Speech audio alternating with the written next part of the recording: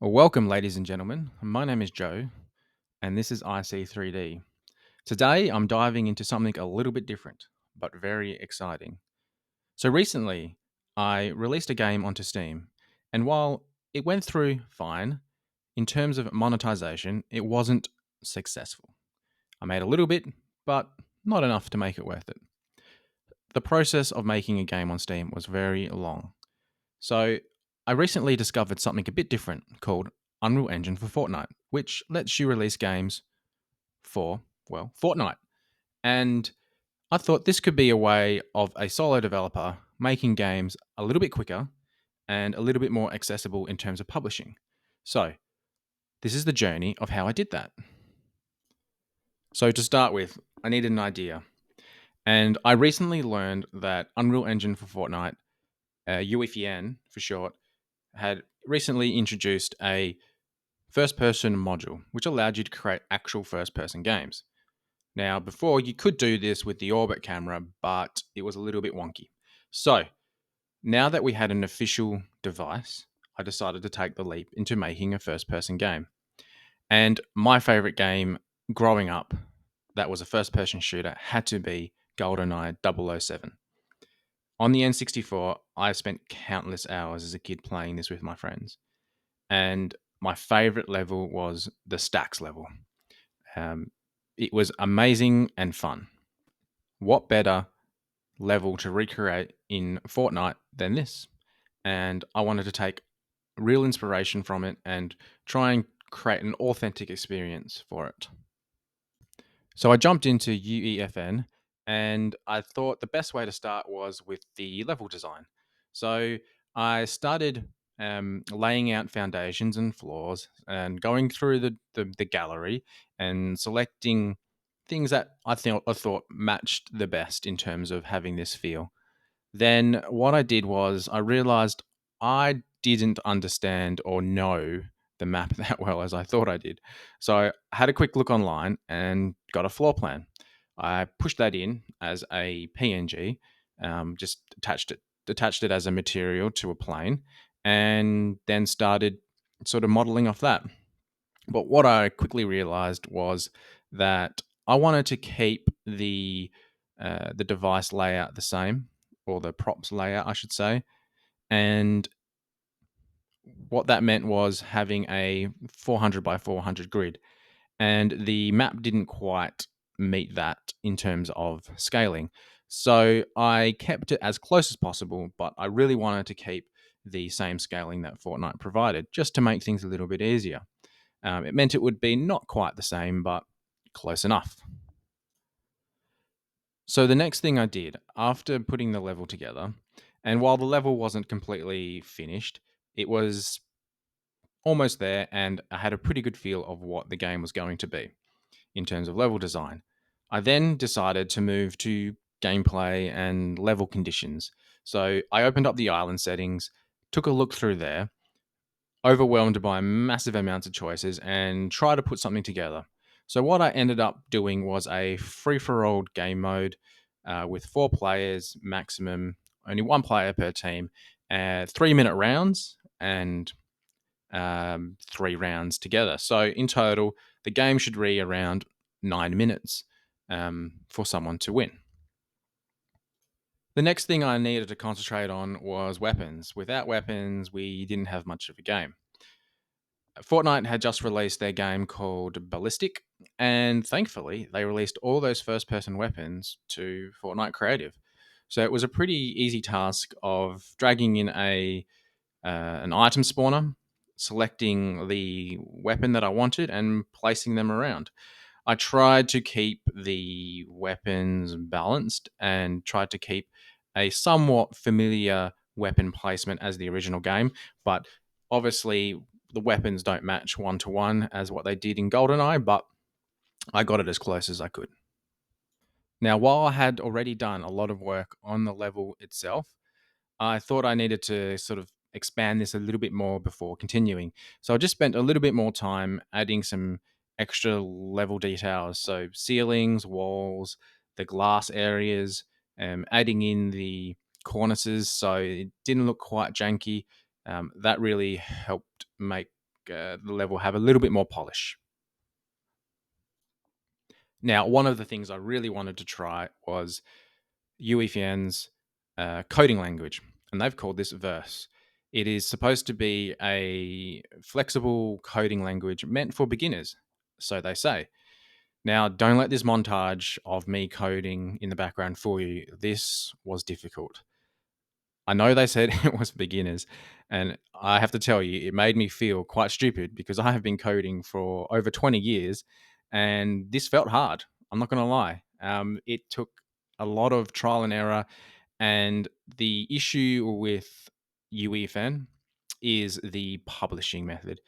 This is probably my biggest gripe with this system.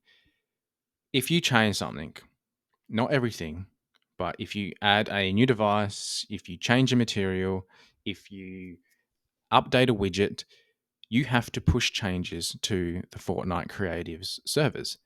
And that is a long process.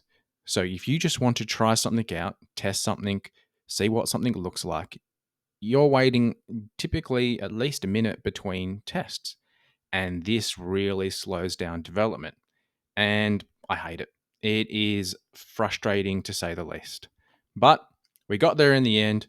I did create a successful verse script and was able to make these doors move up and down on the button press. Well, something simple, but it did take me a long time.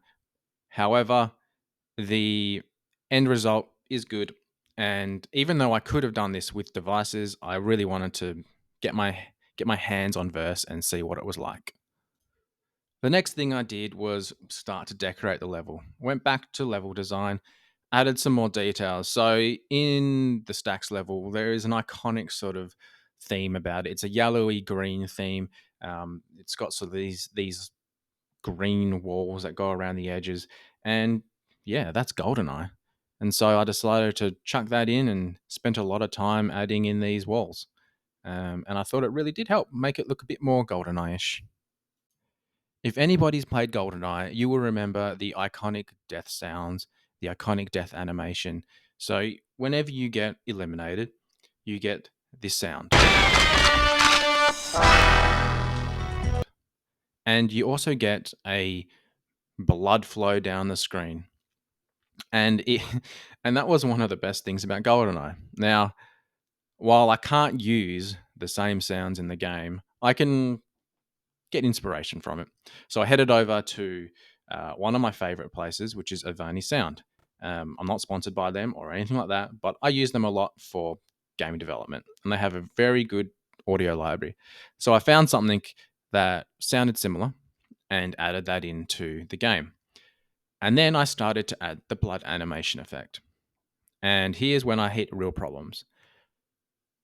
Making widgets is weird. It is not like Unreal Engine, and you are very limited in how you can do things.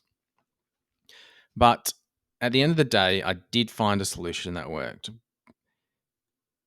Then I hit another problem. The problem was I didn't read the guidelines for Unreal Engine Fortnite. You can't have blood. No blood whatsoever. Fake, cartoonish, real, whatever. You just can't have it. So I ended up having to take out the blood, couldn't have it. And I added it with like a bullet impact glass effect. Not what I originally hoped for, but it'll have to do because that's all we can do. So after hitting those main concepts, I thought the next thing to do was just give it a little bit more polish and some play testing. So I made a few more changes, nothing critical, and then uploaded a private version. I was able to then push it to a playtest group, and in that playtest group, I did some testing with my son and a couple of friends, and seemed to go well. We had a good time. So I thought, everything's working. It's time to publish. And this is the whole, benefit of Fortnite is to develop and get to a publishing state really quickly. And for all the merits of Fortnite, it does this. While there are some difficulties with developing and testing as a solo developer, a lot of the mechanics, a lot of features are handled for you. So, development is quite quick. And, we're not trying to create the next Skyrim. We're trying to make a, short game that's fun to enjoy, and is sort of like a short experience. So I did that, published the game. Um, it was all accepted. I did have a minor mishap with the IARC rating system. I misinterpreted one of the questions and it got rejected. But in fairness, reapplying and republishing was pretty easy, and the mods were pretty helpful in terms of what was wrong with the questionnaire. So that went through, and all good. And now it's just a matter of seeing, you know, if people like the game. A couple of days since I published, and we are in the analytics tab of the creator portal. And we'll just go through a couple of these stats and see what it's doing. So looks like I've only got 1 day of data to report against. I think there is a couple day delay in the stats. First thing I can see is the average impression. So on the 11th of January, we had average impression of about 515,000. I don't know if that's good, but it sounds a lot. And we had a 1,167 clicks, and average plays is 402. So coming from Steam, that is a lot more than I would see on Steam. Obviously, people are paying for the game on Steam, so it's a bit different. But it is, it's something, and I like it. If I go a bit further into details, though, this is when things start getting a little bit more depressing. The active play time. So I still don't have any data on that. Hopefully that'll come through. But session length, we're at around 5 minutes. So considering the entire game, it should be about a 9-minute game. Looks like most people are not finishing it who do play it. So sounds like there is either some issues or people who don't enjoy it quite as much as I thought they would. But again, the data is, it's very, it's a very, it's a very small amount of test data at the moment. So hopefully in another couple of days we'll get some more data and make some better decisions. But yeah, it's quite interesting at least. If I go to the players, there's no data there. Satisfaction on a scale of 1 to 10, how would you rate the game? There's no data there yet. Did you have fun? There's no data there yet. And how difficult was the game? We've got 1 vote to say it was just right. So that's something, I guess. But yeah, we'll leave it there. And as always, if you like the channel, please subscribe, like the video. Any comments, put them down. I'm happy to respond. This was a very interesting experience. Will I do it again? The question.